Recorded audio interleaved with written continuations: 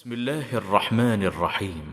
الله ولي الذين آمنوا يخرجهم من الظلمات إلى النور.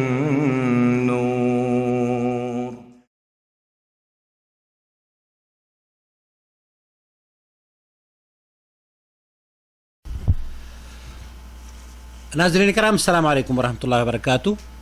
آپ کا بھائی محمد عاقل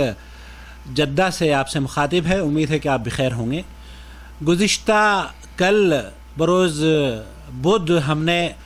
ہمارے واٹس ایپ گروپ پر ایک میسج بھیجا تھا. ہزاروں لوگوں کو ہم نے یہ دعوت دی تھی کہ فضیلت شیخ معراج ربانی ہمارے یہاں آج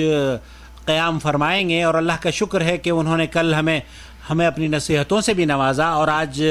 گزشتہ رات بھی قیام فرمایا ہمارے یہاں، اور آج پھر قیام فرمائیں گے، اور کل حفظ و امان کے ساتھ انشاءاللہ تعالی اپنے حائل وطن، اپنے شہر لوٹیں گے، اپنے اہل و عیال میں امن و سلامتی کے ساتھ انشاءاللہ.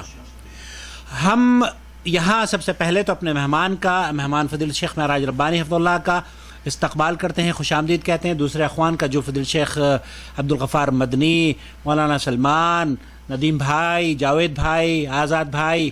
جو اخوان ہمارے یہاں تشریف فرما ہے ہمارے اس گھر میں، ہم انہیں خوش آمدید کہتے ہیں. آپ تمام کو بھی خوش آمدید کہہ رہے ہیں. آپ نے جس محبت اور جس دلچسپی کا مظاہرہ ہمارے ایک میسج پڑھنے کے بعد دکھایا ہے، وہ قابل ستائش عمل ہے. اللہ رب العالمین آپ کی اس محبت کو اور اس دلچسپی کو دین سیکھنے اور علماء حق سے دین کے سوالات جاننے، ان کے جوابات جاننے کی جو دلچسپی آپ نے دکھائی ہے، وہ یقیناً قابل مبارکباد ہے آپ کا عمل. یہاں ہزاروں سوالات ہمارے پاس ان چند گھنٹوں میں آ گئے ہیں، اور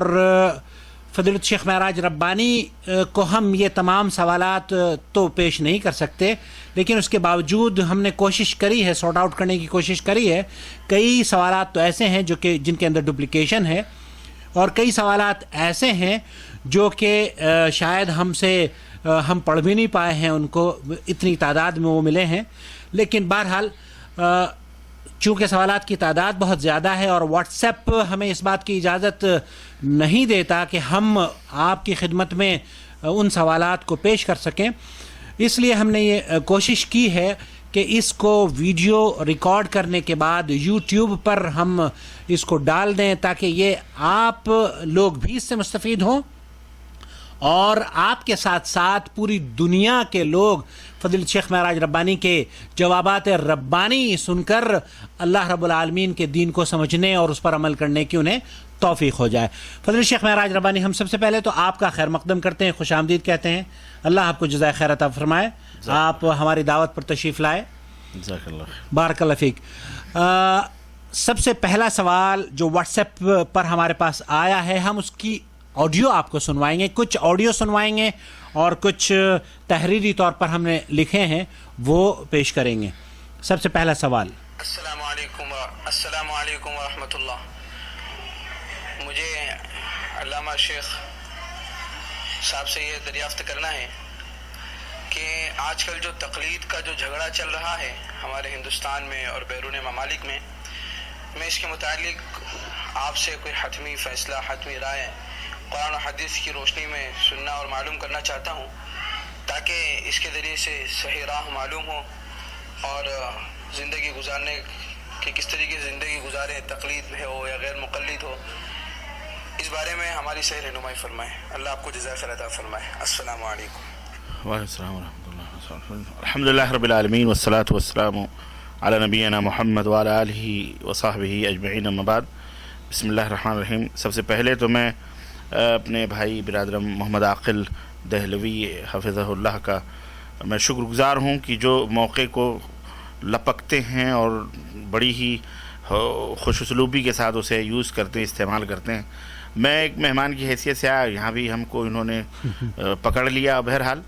یہ ان کی دین سے محبت اور آپ تمام سامعین اور ناظرین سے محبت کا ایک وہ ہے، یہ فکر مند رہتے ہیں کہ کس طرح سے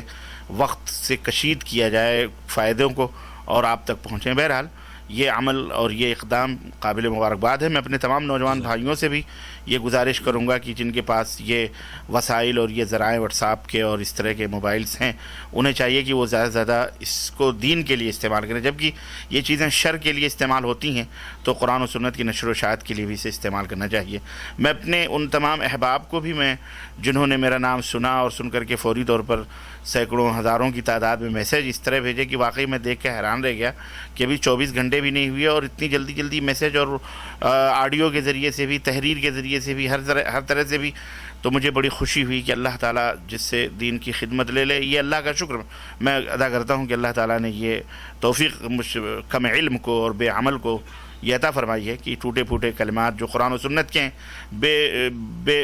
بلا کسی ملاوٹ اور بلا کسی لاگ لپیٹ کے آپ تک پہنچتی ہیں، بہرحال اللہ تعالیٰ انہیں قبول فرمائے، اور اللہ تعالیٰ آپ لوگوں کو اور آپ کے حرص اور طلب علم کے حرص کو اللہ تعالیٰ مزید تقویت دے اور مزید توفیق عطا فرمائے، اور امت مسلمہ کو ایک پلیٹ فارم پہ جمع فرمائے، اتحاد اور اتفاق ہماری صفوں میں عطا فرمائے، اور اسلام اور قرآن اور سنت نے جو میسج دیا ہے اتحاد و اتفاق کا، یوں نہ آپ یہ دیکھیے کہ غیر مسلمین جیسے یہود و نصارہ ہیں انہیں بھی اسلام نے حکم دیا قُلْ يَا أَهْلَ الْكِتَابِ تَعَالَوْا إِلَىٰ كَلِمَةٍ سَوَاءٍ بَيْنَنَا وَبَيْنَكُمْ أَلَّا نَعْبُدَ إِلَّا اللَّهَ ولا نشرك به شيئا ولا يتخذ بعضنا بعضا اربابا من دون اللہ، یعنی یہود و نصارہ تک کو اسلام نے اتحاد اور ایک ایسے وصول اور ایک ایسے ضابطے پر جمع ہونے کا حکم دیا ہے جو ان کے درمیان اور مسلمانوں کے درمیان متفق علیہ ہے، یعنی کہ اے نبی آپ کہہ دو اہل کتاب سے، یہود و نصارہ سے، کہ آؤ ایک کلمے کی طرف جو کلمہ ہمارے اور تمہارے درمیان متفق علیہ ہے، جو ہم بھی تسلیم کرتے ہیں اور آپ بھی اس کے دعوے دار ہیں، کیا کہ اللہ نعبد الا اللہ، کہ ہم اللہ کے سوا کسی کی عبادت نہ کریں، ولا نشرک بہ شیئا، اور اللہ کے ساتھ کسی کو شریک نہ ٹھہرائیں، ولا یتخذ بعضنا بعضا اربابا من دون اللہ، اور نہ ہی ہم میں کوئی بعض کی ایک رب بنائے، بعض کو رب بنائے، بعض کو رب بنائے۔ تو یہ اصول اور یہ ضابطہ یہود و نصارہ کے لیے اسلام نے پیش کیا کہ آؤ ان اصولوں پر جو بنیاد ہیں ہم متفق ہو جاتے ہیں، چہ جائے کہ مسلمان تو الحمدللہ نہ دعویٰ کرتے ہیں، نہ اللہ کے ساتھ شرک کرتے ہیں، نہ ان کا یہ دعویٰ ہے کہ وہ اللہ ہی کی عبادت کرتے ہیں، ان کا یہ دعویٰ ہے کہ ہم بعض کو رب بھی نہیں بناتے، اس کے باوجود بھی استغفر اللہ اتنے فرقے، اتنے گروہ، اتنی جماعتیں، جیسا کہ بھائی نے ذکر فرمایا کہ یہ عجیب و غریب کہ ہمارے درمیان کیسے اتحاد ہو سکتا ہے۔ میرے عزیزو، اگر یہود و نصارہ اس کلمے کا انکار کر کے متحد نہیں ہو سکتے تو آپ تو بحیثیت مسلمان متحد، یعنی کلمہ لا الہ الا اللہ پڑھتے ہیں، تو اس اصول پر آئیے متحد ہو جائیں، آئیے اکٹھا ہو جائیں۔ کیوں نہیں ہم اکٹھا ہو سکتے ہیں؟ ہم دیگر مسائل کو جو ہمارے درمیان چند گردن کے مسا، ناف کے نیچے ہاتھ باندھنا یا سینے کے اوپر، یہ مسائل بہت ہی بہت ہی یعنی بڑے مسائل کے مقابلے میں بڑے چھوٹے مسائل ہیں، لیکن افسوس کی بات یہ ہے کہ روزی روٹی یا کس مجبوری کے تحت یا کیا وجوہات ہیں کہ امت کے درمیان کچھ لوگوں نے اس طرح کے اختلافات پیدا کیے ہیں، اور میں سمجھتا ہوں کہ یہ غلو فی عقیدت الناس، یعنی لوگوں کے اور اپنے علماء اور اپنے بزرگوں کے بارے میں کی جو عقیدت اور محبت ہے اس میں غلو اس قدر شامل ہے، یعنی غلو زیادتی اس طرح سے لوگوں کے اندر موجود ہے کہ وہ لوگ جو ہے اس بات کو یا ان اصولوں کے اوپر آنے سے کتراتے ہیں۔ بہرحال میں بھائی کا جواب میں کیا دوں، مجھے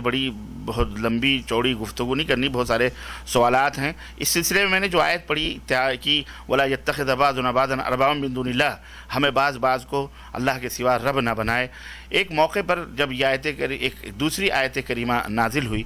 کہ جس میں اللہ رب العزت نے فرمایا کہ اتخذوا احبارهم ورهبانهم اربابا من دون اللہ، کہ لوگوں نے اپنے علماء کو اور اپنے عبادت گزاروں کو یعنی درویشوں کو، فقیروں کو اللہ کے سوا رب بنا لیا۔ تو اس وقت حضرت عدی ابن حاتم رضی اللہ تعالیٰ عنہ بیٹھے ہوئے تھے، جو حاتم تائی کے صاحبزادے تھے۔ آپ کو معلوم ہونا چاہیے کہ حاتم تائی تو مسلمان نبی صلی اللہ علیہ وسلم کا زمانہ نہیں پائے تھے، ان کے بیٹے جو تھے عدی یہ زمانہ پائے تھے۔ ان کی بہن جو تھی صفانہ رضی اللہ تعالیٰ عنہ، دونوں بہن بھائی آئے تھے، اور یہ ہمارے علاقے حائل کے لوگ تھے۔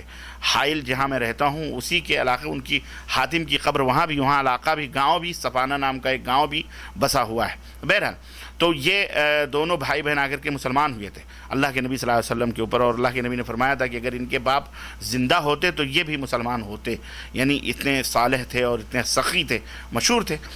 تو خیر حضرت عدی حاتم نے کہا کہ اللہ کے نبی ہم تو علماء کی عبادت نہیں کرتے تھے، نہ ہم نے ان کو رب بنایا، نہ ہم ان کی عبادت کرتے تھے۔ تو اللہ کے رسول صلی اللہ علیہ وسلم نے فرمایا اچھا ایک بات بتاؤ کہ کیا ایسا نہیں تھا کہ تمہارے علماء یا تمہارے درویش کسی چیز کو حلال کہتے تو تم حلال سمجھتے، کسی چیز کو حرام کہتے تو تم حرام سمجھتے؟ کیا ایسا نہیں تھا کہ تم نے پورا دین علماء کے کندھوں پہ ڈال رکھا تھا؟ انہوں نے کہا ہاں ایسا تو تھا کہ ہم نے تو جو انہوں نے کہا ہم نے اسی کو دین سمجھ لیا۔ تو کہا یہی رب بنانا ہوا، یہی رب بنانا ہوا، یعنی حلال اور حرام کرنے کی اتھارٹی اور اس کا حق صرف اللہ تبارک و تعالیٰ کو ہے، اور تم نے یہ حق علماء کو دے دیا تھا۔ میرے بھائی، میرے عزیز، میرے دوست، میں سمجھتا ہوں کہ اس روشنی میں ہم اور آپ اچھی طرح سے اگر اسٹڈی کریں، دراسہ کریں اپنے حالات کا، بہت آسانی کے ساتھ ہمارے درمیان اتفاق اور اتحاد پیدا ہو سکتے ہیں۔ واللہ میں تو کہتا ہوں غیر مسلموں سے بھی ہم اتحاد کر سکتے ہیں، چند ایک مسائل ہیں ان کو سلجھا لیں، تقریباً 90% باتیں ہندو بھی غیر مسلم بھی ہماری مانتا ہے اور ہم اس کی بھی مانتے ہیں، لیکن چند ایک مسئلے ہیں بس جو وہیں پر معاملہ اٹکا ہوا ہے، وہ حل ہو جائے تو پھر سارے مسئلے بھی حل ہو جاتے ہیں۔ ایسا کوئی بہت بڑا مسئلہ نہیں ہے۔ تقلید کا جہاں تک مسئلہ ہے، یہ تقلید بہت سارے لوگ یہ کہتے ہیں کہ جیسا کہ عبارت ہمارے اہل علم بھی پیش کرتے ہیں کہ حضرت شاہ ولی اللہ رحمۃ اللہ علیہ سے تقلید کا آغاز ہوا، تقلید کی ابتدا ہوئی۔ شاہ ولی اللہ رحمۃ اللہ نے فرمایا کہ چوتھی صدی کے بعد تقلید کا آغاز ہوا۔ تو بہرحال میں سمجھتا ہوں کہ اسلام میں تقلید کا آغاز یہ کہہ سکتے ہیں کہ اسلام میں تقلید کا آغاز، یعنی اسلام سے مراد یعنی امت محمدیہ میں تقلید کا آغاز چوتھی صدی کے بعد کہہ سکتے ہیں، ورنہ تقلید کا آغاز تو بہت پہلے سے ہو چکا تھا۔ تقلید کی جڑیں بلکہ اس کی ماں تو حضرت نوح علیہ السلام ہی میں زمانے میں پیدا ہو چکی تھی، یعنی تقلید کی ماں یعنی شرک باللہ، شرک جو تقلید کی ماں ہے، وہیں سے تقلید کا آغاز ہوا تھا، یعنی قوم نوح سے ہی تقلید شروع ہو چکی تھی، کیونکہ جب حضرت نوح علیہ السلام نے انہیں دعوت دی تو انہوں نے کہا کہ قد وجدنا علیہ آبانا، ہم نے تو باپ داداؤں کو اسی طرح پایا ہوا، اسی پر پایا ہوا، یعنی شرک باللہ کرتے تھے، اور نبی نے جب منع کیا تو انہوں نے فوراً تقلید کا سہارا لیا اور کہا ہم نے باپ داداؤں کی تقلید کرتے ہیں، خلاص تو یہ تقلید کا آغاز قوم نوح سے شروع ہوا ہے، اور جس کی اماں شرک ہے سمجھیے، بلکہ وہی سے جو ہے شرک کی ماں سمجھیے تقلید ہے، شرک نہیں تقلید ہے بلکہ شرک کی ماں کیا ہے؟ تقلید ہے۔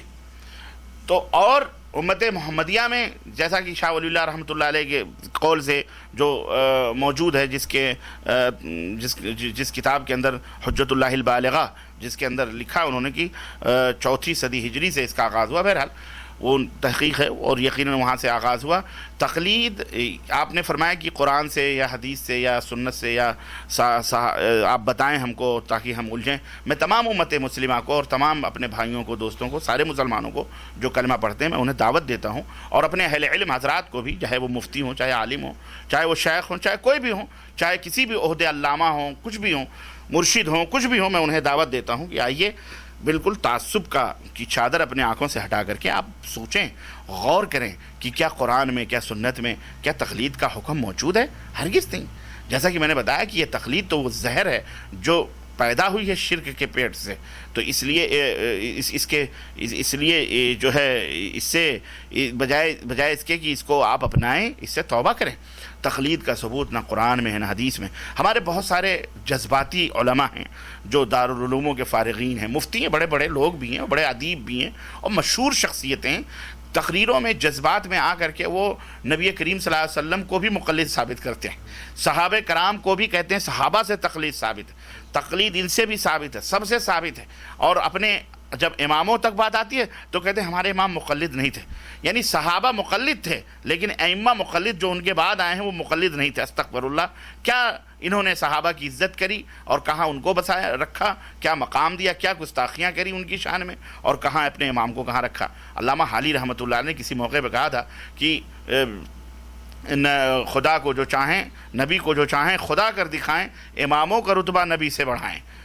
اماموں کا رتبہ نبی سے بڑھائیں۔ تو آج کل یہی سب ہو رہا ہے۔ تو میرے بھائی، آپ نے یہ سوال کیا ہے، اللہ تعالیٰ آپ کو دین کی سمجھ عطا فرمائے، ہم سب کو دین کی سمجھ عطا فرمائے اور اس کی فقہ عطا فرمائے۔ میرے بھائی، قرآن و سنت میں کہیں اس کا ذکر نہیں ہے۔ بعض لوگ اس کو واجب کہتے ہیں کہ جناب تقلید واجب ہے۔ میں کہتا ہوں کہ اگر کوئی چیز واجب ہے تو امت کے ہر فرد پر واجب ہوتی ہے، الا ایک ہی عذر شرعی کوئی شریعت نے اسے مستثنیٰ قرار دیا ہو، الگ قرار دیا ہو۔ جیسے کہ نماز ہمارے اوپر فرض ہے، لیکن بعض اوقات میں ہماری مائیں بہنوں کے اوپر کچھ ایسے ٹائم آتے ہیں جن سے مستثنیٰ کیا گیا، الگ کیا گیا کہ ان کے اوپر ان اوقات میں نماز فرض نہیں ہے۔ تو اگر تقلید فرض ہے، واجب ہے اور اس کا چھوڑنا گناہ ہے، تو سارے کے سارے نماز اللہ کے نبی پہ بھی فرض تھی، صحابہ پہ بھی فرض تھی، تابعین پہ بھی فرض تھی، سب کے اوپر فرض تھی۔ اللہ کا حکم اقیموا الصلاۃ، نماز کو قائم کرو، سب کو یہ حکم آتا ہے۔ تو اگر آپ کہہ رہے ہو، حالانکہ یہ قرآن میں بھی حکم نہیں ہے، کہیں بھی نہیں، لیکن اگر ہم یہ فرض کر لیں کہ تقلید فرض ہے، تو امام ابو حنیفہ رحمۃ اللہ علیہ نے کیوں نہیں تقلید کری؟ صحیح بات ہے۔ امام ابو حنیفہ رحمۃ اللہ علیہ کے اوپر کیا یہ تقلید فرض نہیں تھی؟ امام شافعی رحمۃ اللہ علیہ پہ تقلید فرض نہیں؟ امام احمد بن حنبل، امام مالک کے اوپر تقلید فرض نہیں ہے؟ آپ کہتے ہیں نا کہ ان کے اوپر تقلید نہیں ہے، یہ تقلید نہیں کریں گے کیونکہ یہ مجتہد ہیں۔ ارے یہ مجتہد تھے تو مجتہد بڑا ہوتا ہے یا صحابی بڑا ہوتا ہے؟ الغرض خیر، جوابات بہت ہیں، میں مختصر بالکل شارٹ کٹ میں آپ کو بتاؤں۔ آپ پوچھئے اپنے ان حضرات سے، اللہ تعالیٰ ان ہمارے علماء کو ہدایت عطا فرمائے۔ اے اللہ انہیں راہ ہدایت بتانے کی امت مسلمہ کو توفیق عطا فرما۔ اے اللہ انہیں سچ بات بتانے کی توفیق عطا فرما۔ اے اللہ انہیں جھوٹ بولنے سے اللہ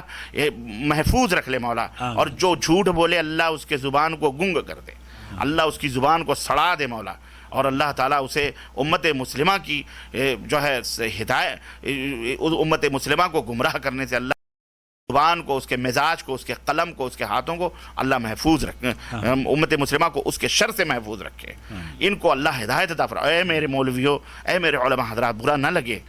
لگے، میں آپ کے ڈپارٹمنٹ کا آدمی ہوں، اور ڈپارٹمنٹ کا آدمی جو ہوتا ہے اچھی طرح سے جانتا ہے کہ آپ کہاں کتنے پانی میں بیٹھے ہوئے ہیں اور کہاں سے بول رہے ہیں اور کتنا ڈوب کے بول رہے ہیں اور کہاں جھوٹ بول رہے ہیں۔ عوام کو گمراہ کر دینا، عوام کو چند عربی عبارتیں غلط سلط پڑھ کے بہکا دینا، آج تم بہکا سکتے ہو، کل اللہ کے سامنے کھڑا ہونا ہے، کل قیامت کے دن اللہ کو جواب دینا ہے۔ کیا جواب دو گے تم؟ کل امام ابو حنیفہ رحمۃ اللہ علیہ کو بھی تم جواب دے سکتے ہو اگر امام صاحب پوچھیں گے کہ کیا میں نے کہا تھا کہ میری تقلید کرو، جبکہ یہ اگر نمبر ایک اگر تقلید کرنا فرض ہی ہے تو پھر آپ یہ بھی سوچیں کہ امام صاحب نے تو نہیں کری، تو یہ فرض چھوڑ دیا، انہوں نے گنہگار ہوئے کہ نہیں ہوئے؟ اللہ کے حکم کی بغاوت نمبر ایک۔ اور اگر تقلید اتنی ہی اچھی اور چیز ہے اور من و سلوا ہے تو یہ امام صاحب نے یہ من و سلوا کیوں نہیں استعمال کیا؟ اچھا چلو ٹھیک ہے، امام صاحب مجتہد تھے، آپ یہ بات سوچیں ذرا کہ اگر یہ اتنی اچھی چیز تھی تو ائمہ کرام نے منع کیوں کیا کہ اس شجر ممنوعہ کے قریب نہ جانا؟ لا تقلدونی، امام احمد بن حنبل، امام اہل السنہ کہتے ہیں لا تقلدونی، میری تقلید مت کرو، ولا تقلدوا اوزاعیا ولا نخعیا، نہ اوزاعی کی تقلید کرو نہ نخعی کی تقلید کرو، خذوا من حیث ما اخذنا، تم بھی دین کو وہیں سے سیکھو جہاں سے ہم نے سیکھا۔ امام شافعی نے بھی منع فرمایا، امام مالک نے بھی منع فرمایا، وہ امام احمد بن حنبل بھی منع فرمایا، امام ابو حنیفہ رحمۃ اللہ علیہ نے بھی منع فرمایا۔ 1/3 مسئلے،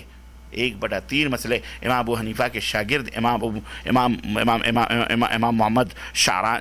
محمد شیبانی اور امام ابو یوسف رحمہم اللہ تعالیٰ ان سب کی قبروں کو نور سے منور فرمائے۔ اور ہمیں الزام دیتے ہیں کہ ہم گستاخ ہیں، اللہ جو ہمیں الزام دے اللہ اسے ہدایت عطا فرمائے، اللہ اسے جھوٹ بولنے سے محفوظ رکھے، اللہ اسے کذب سے دور رکھے، کیونکہ کذب یہدی الی الفجور، جھوٹ جو ہے یہ فسق و فجور کی طرف لے جاتا ہے، اور نبی نے فرمایا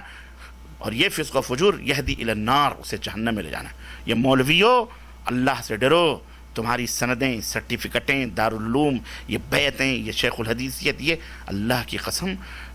کچھ کام نہیں آئیں گی۔ قیامت کے دن حضرت عثمان غنی جن کو جنت کی سرٹیفکٹ ملی تھی، رات و دن روتے تھے، گالوں پر آنسوؤں کے نشان بن گئے تھے، جبکہ اللہ کے نبی نے ان کے بارے میں فرمایا تھا کہ عثمان آج کے بعد سے اگر تو کچھ بھی نہ کرے تو جنت تیرے لیے فرض واجب ہے۔ اتنا خوف، اور آج ہمیں اتنا ڈر نہیں لگتا، اللہ سے ڈر نہیں لگتا کہ ہم اللہ کو کیا جواب دیں گے؟ مذہب کے نام پر دین کے نام پر، فرقوں کے نام پر، روزی روٹی کے لیے میاں کتے بلی بھی کھاتے ہیں، اتنا نہ ڈرو روزی روٹی سے بیا، اللہ تعالیٰ کھلائے گا تمہیں انشاءاللہ تعالیٰ۔ اللہ تو جنوں کو کھلاتا ہے، جن ہڈیوں کے بارے میں اللہ کے نبی نے فرمایا کہ بسم اللہ کر کے کھایا کرو، یہ ہڈی تمہارے بھائی جن لوگ کھاتے ہیں، انہیں بسم اللہ کہتے ہیں تو اللہ ان کے اوپر گوشت ڈال دیتا ہے، تو تم نہیں پاؤ گے مولویو، اللہ سے ڈرو۔ تو اے میرے بھائی جن نے سوال کیا ہے، تقلید حرام ہے،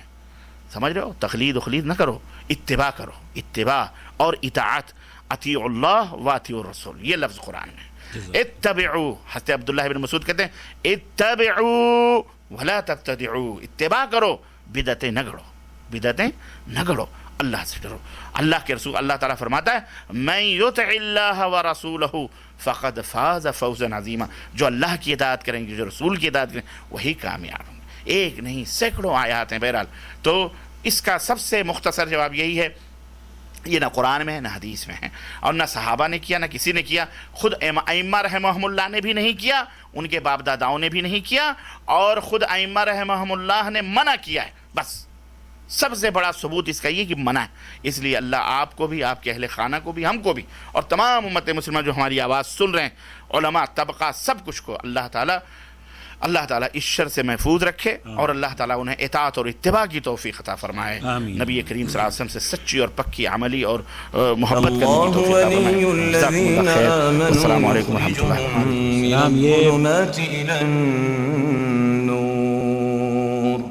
والذين كفروا أولياؤهم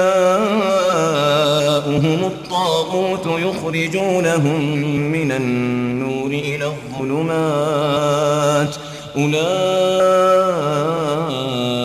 أصحاب النار هم فيها خالدون۔